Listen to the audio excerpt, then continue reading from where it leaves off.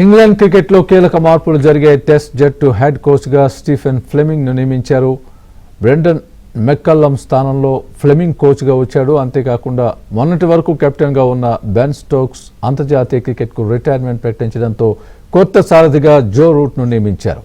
ఇటీవల Chennai super Kings coach పదవి నుంచి స్టీఫెన్ ఫ్లెమింగ్ తప్పుకున్నాడు.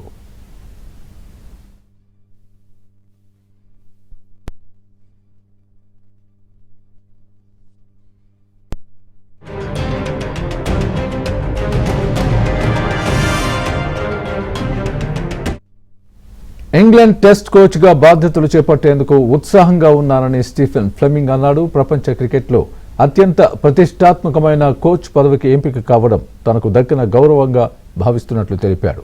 ప్రస్తుతం విజయాలు సాధించడమే తమ ప్రధాన లక్ష్యమని వెల్లడించాడు. ఇంగ్లాండ్లో ఎంతో మంది ప్రతిభావంతులైన యంగ్ ప్లేయర్స్ ఉన్నారని, వారిలోని సామర్థ్యాన్ని వెలికితీసి ప్రపంచ స్థాయి క్రికెటర్లుగా తీర్చిదిద్దడమే తన బాధ్యతని స్టీఫెన్ ఫ్లెమింగ్ చెప్పుకొచ్చాడు.